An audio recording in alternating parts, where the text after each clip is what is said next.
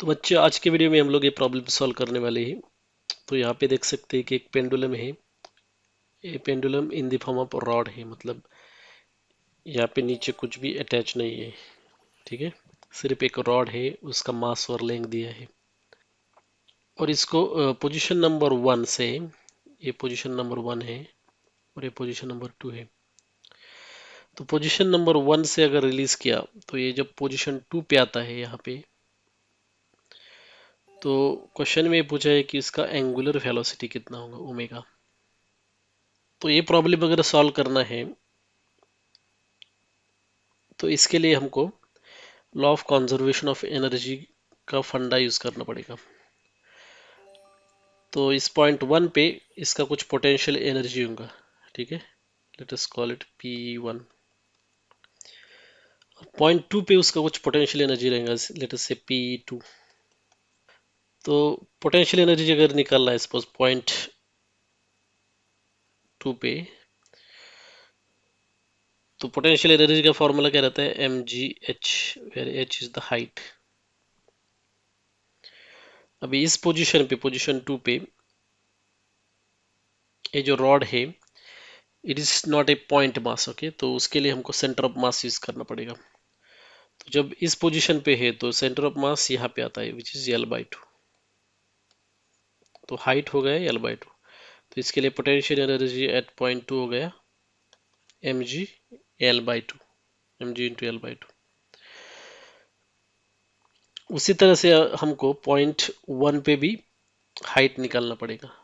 तो mg into height निकाल के हम पोटेंशियल एनर्जी निकाल सकते हैं।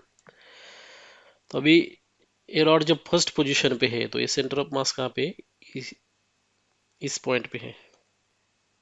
ये रेड जो दिखाया है इधर। तो हमको एक ग्राउंड सपोज इधर है, तो ग्राउंड से उस पॉइंट का हाइट निकालना है। तो एंगल 30 दिया है उन लोगों ने। तो ये वाला जो है डिस्टेंस L/2 cos थीटा आ गया। अगर ये L/2 cos थीटा है तो जो रिमेनिंग बचता है वो कितना होगा, L minus L/2 cos theta. ठीक है, उसके बाद potential energy Pe1 is equal to this thing. अभी हमारे पास Pe1 है, Pe2 है। P1 जो पॉइंट है, पॉइंट 1, उस पे पोटेंशियल एनर्जी ज्यादा रहेगा। ठीक है ना। तो इसीलिए हम लोग क्या कर रहे हैं यहाँ पे, ये जो पोटेंशियल एनर्जी था पॉइंट 1 पे, उसको पॉइंट 2 पे जो पोटेंशियल एनर्जी था उससे माइनस कर रहे हैं। और इसको सॉल्व करने के बाद क्या आता है यहाँ पे, mgl divided by 2 minus mgl cos theta divided by 2। और उसको सॉल्व करने के बाद यहाँ पे आता है 1/2 mgl 1 माइनस cos थीटा। So that is the change in potential energy. अभी potential energy has been lost when this pendulum has moved from point 1 to point 2. Okay, which is very clear. So when the potential energy is lost, the same potential energy is actually converted into rotational kinetic energy. And at point 1 the kinetic energy was 0 because the pendulum was at stationary.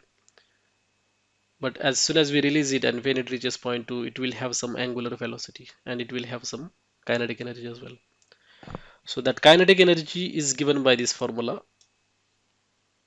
1/2 I omega square. So where I is the moment of inertia of that rod which is rotating about one end, and this will be equal to or change in potential energy 1/2 mgl 1 minus cos theta. So now 1/2 mgl 1 minus cos theta is equals to 1/2 moment of inertia for the rod which is rotating about one end is given by 1/3 ml square into omega square. So M will cancel, 2 will cancel, L will cancel. So here there will be just one L. And so we can write omega square is equal to G3 divided by L 1 minus cos theta. So omega is equal to under root of G3 by L 1 minus cos theta, and that will be our angular velocity at point 2. Thanks for watching.